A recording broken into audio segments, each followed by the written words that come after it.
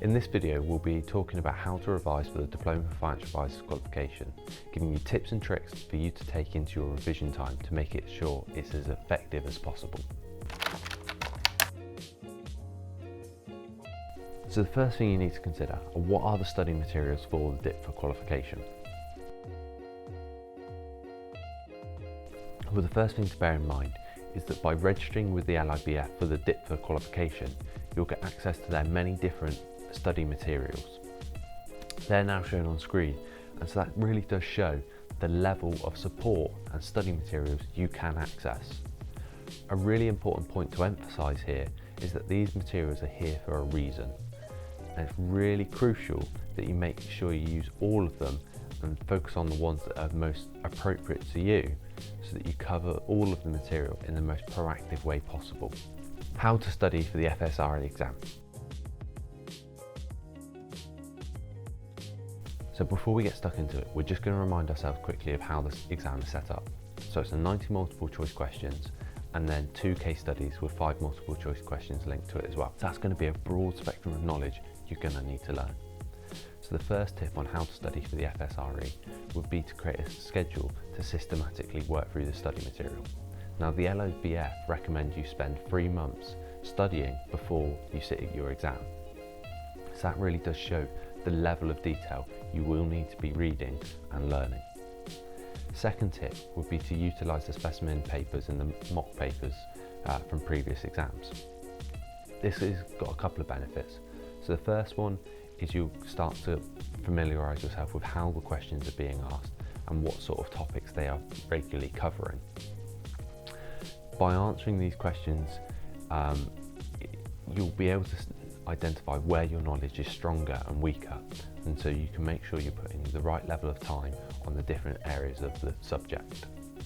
Also, if you do put this in exam conditions when you're studying these specimen papers, it can help you get used to the time frame if that's something you struggle with, or the situation you have to be used to, and that can help really make it familiar, but when you do the real thing, it's not all different and change from what you've been used to. So that can be a great tip. How to study for the AFA exam as part of the DipFA qualification.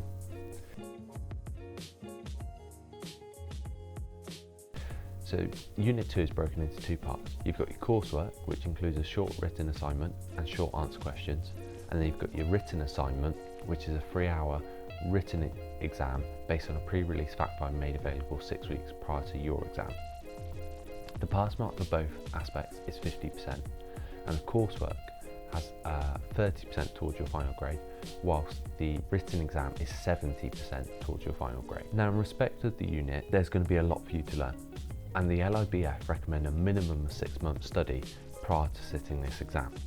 So it's really important you plan ahead to look at when you can study for this and when you're looking to book your exam. If you want more details on when you can book your exam, check out our video on a guide to DipFA that goes through that aspect of things. Now, in terms of the revision for the AFA, it's really important you build up your knowledge, your understanding, and most importantly, the application towards the unit, because you'll be writing a suitability report as part of that fact-find task.